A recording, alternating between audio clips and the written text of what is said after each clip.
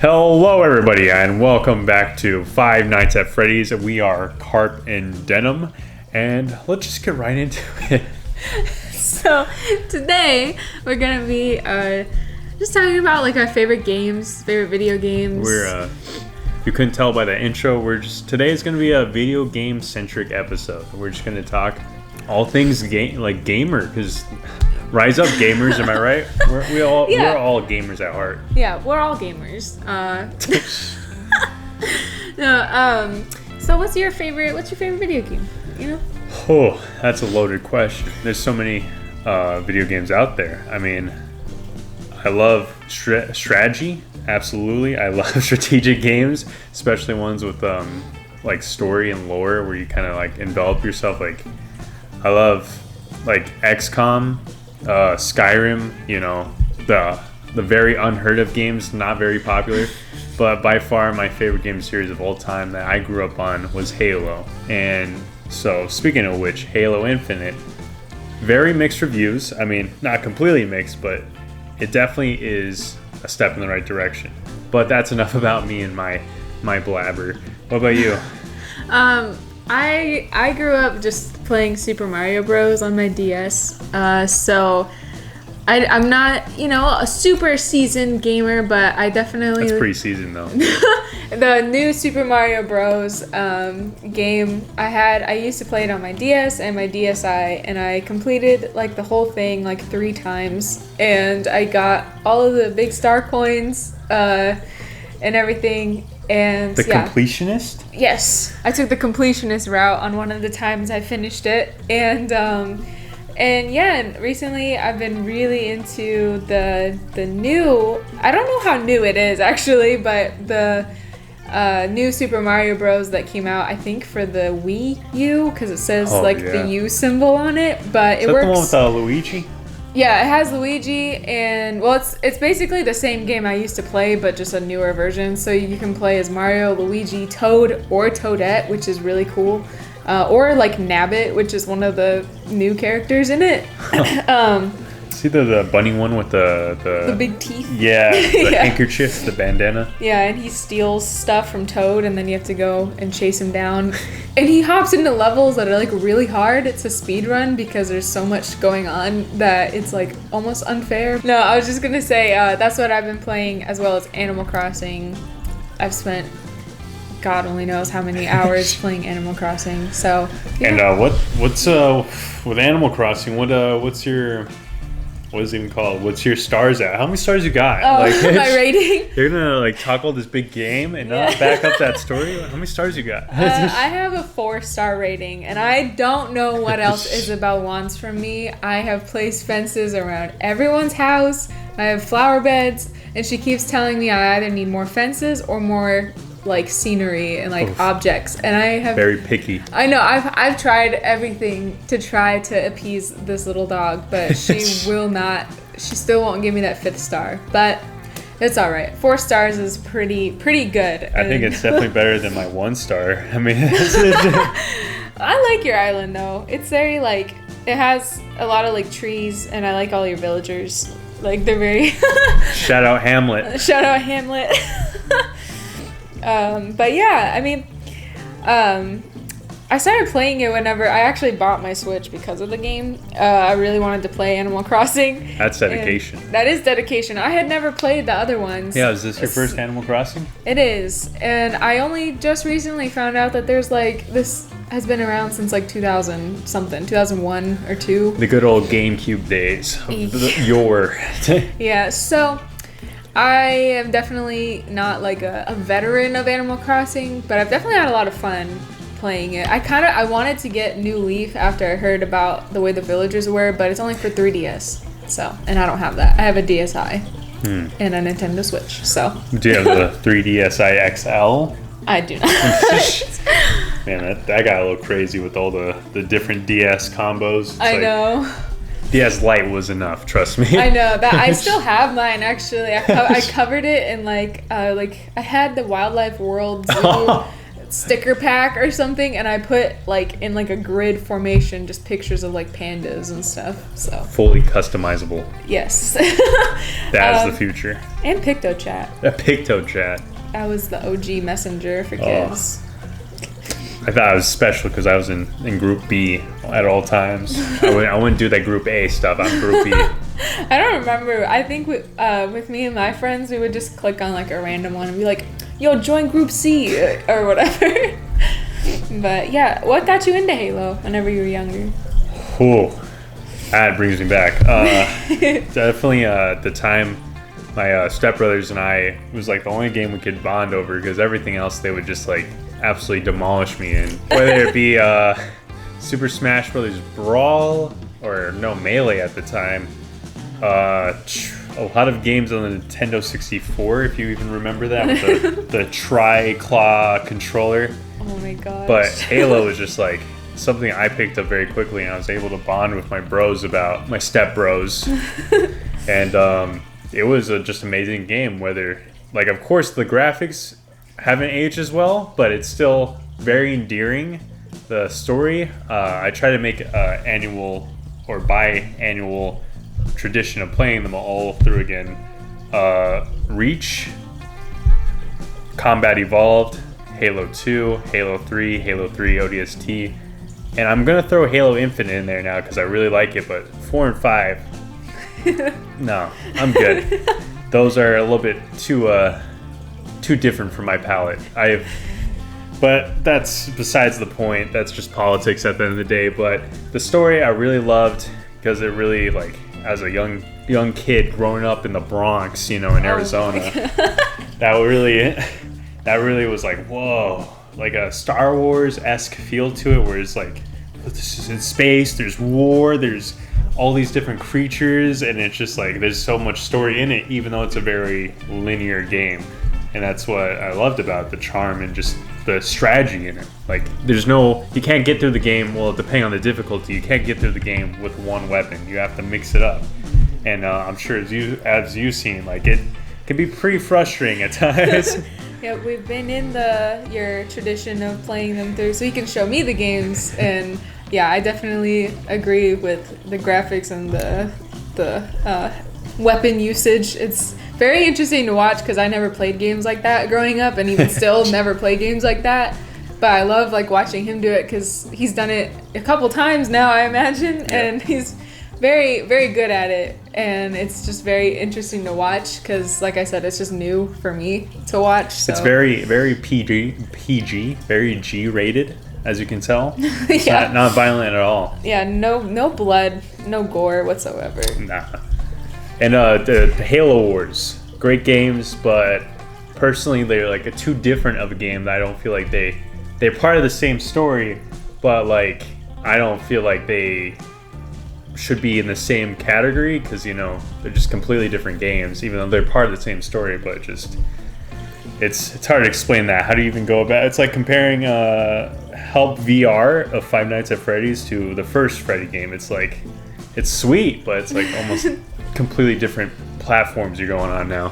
Yeah, or even like the what's the one, the pizzeria simulator where you place stuff and like you're and then you interview the animatronics. Yeah, and then but comparing that to like one of the other games where you're just sitting and just checking the doors, pizzeria simulator, you're like placing it and then dealing with what comes from your placement. I think that's similar from my impression of Halo Wars.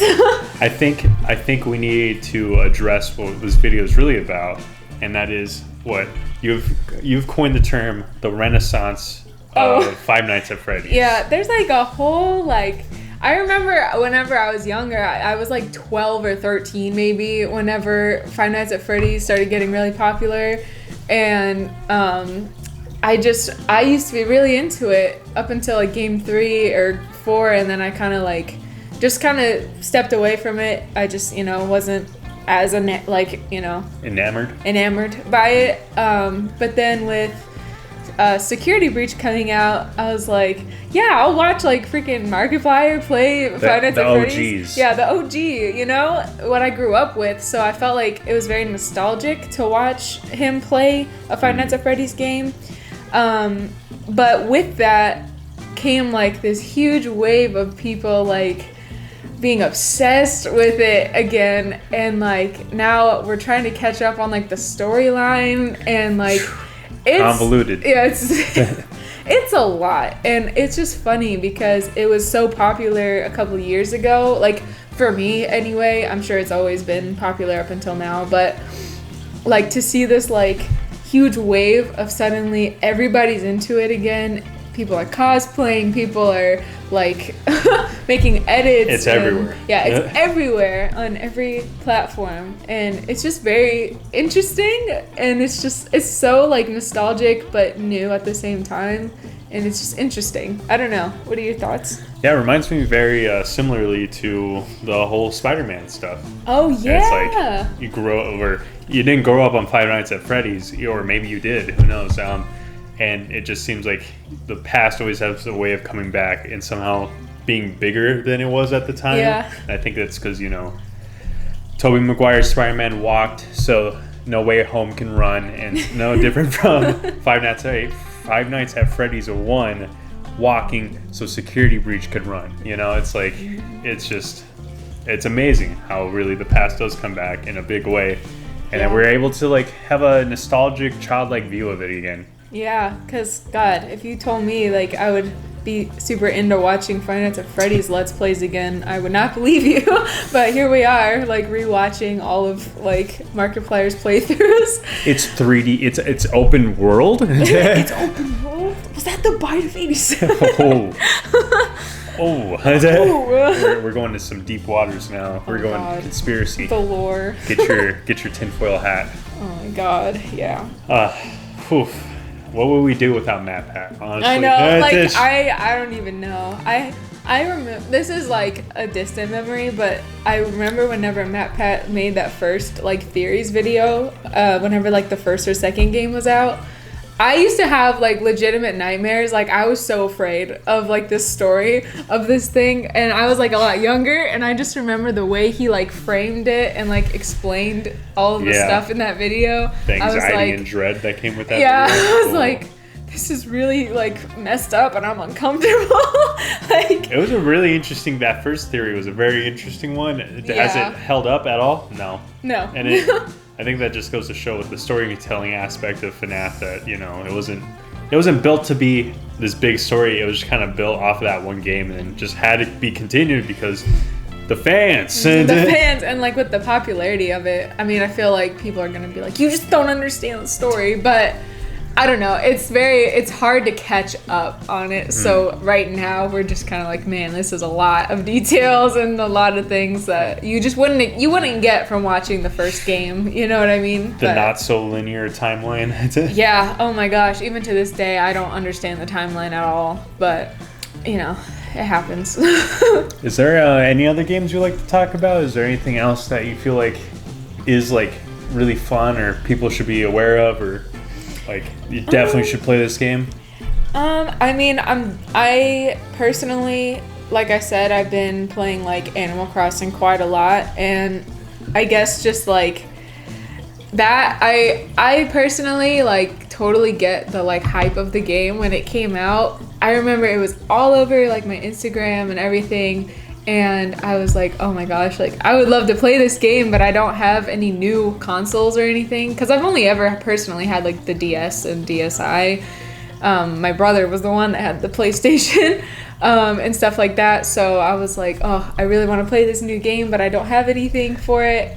So, and surprisingly, I'm not the only one, because I saw it like in like an article I was reading about something about Animal Crossing. Like, I'm not the only one that bought a console to play this game. It's very bizarre. I thought that was probably extreme of me to do, but since then, I've definitely put in a lot of hours to like really build my island, and I'm so happy with like the villagers I have and everything. I have let's see, my favorite is Hugh. He's the blue like pig. And I don't know how to pronounce her name, but like the purple sparkly sheep. And I just have to, sorry to cut you off, but I just had to say I just had a brain blast moment not just a second ago of just speaking of things coming back in a big way, like Animal Crossing. That just like it was kind of like a cult game. Correct me if I'm wrong, but like it was a cult game back in the day where it's like a cult classic rather, not a cult game, like, you know. But just people who played it were very like, you know, in the know about it, but not everyone knew about Animal Crossing or even played it because it didn't seem like their cup of tea. But now it seems like if you haven't heard of Animal Crossing or even played it, it seems like, wow, you're the minority now. Yeah. No, it's interesting. I watched somebody like deep dive into it, and they apparently it has quite a history of its growth, because it used to just be like in Japan, and then they made a version for, you know, everywhere, and then like New Leaf came out and everything, and apparently the villagers were like very explicit and also very mean, and like there used to be like a lot of like swear words and stuff, like, no, but like they apparently, it's been through a lot of changes, but that's why a lot of people really like it. And I guess one of the things about the new one, New Horizons, that people actually don't like is that the villagers aren't mean to you anymore. Like they don't just straight up call you like ugly and stuff anymore. But it's just so funny. Steal stuff? Yeah, they could steal from you apparently. They could just rob you and then insult you, which is so funny to me. And let us know if we're wrong about any of this. 'Cause yeah. we didn't grow up with this, let alone we didn't get involved in this, especially with Animal Crossing and early in our lives. So if we get any of this wrong, please let us know in the comments. We'll make an apology, or we'll talk to you in the comments. We'll see you there. Yeah, because like that's the thing. I'm still like very new to the This lore is of Animal speculation. Crossing. Yeah, like I had just watched like a really good like deep dive of it, and that was just what I gathered from that. It's just a lot of people really miss the personalities of some of the villagers, but personally I like the personalities of the villagers right now too. Hamlet. Yeah, shout out Hamlet once again. All right, I think it's a good time for the video to kind of come to its end, but yeah, thank you guys for listening to us kind of banter about video games and such. Cheeky little banter. Cheeky little banter. We're once again just very thankful that you guys thank you very much. Want to hang out with us and you know, listen watch to the speak video. about video games. And so final notes. What game would you recommend that the audience plays or checks out? Animal Crossing. Which one? All The of New them? Horizons one, because that's the only one I have experience with. And I recommend everyone check out Halo, and if not, check out Halo Infinite, which just came out. And I think we both can agree that check out Security Breach or Five Nights at Freddy's, because it's pretty popular, you know? It's pretty trendy. It's very entertaining. All right. Thank you. Take care. Thank you, guys. Bye-bye.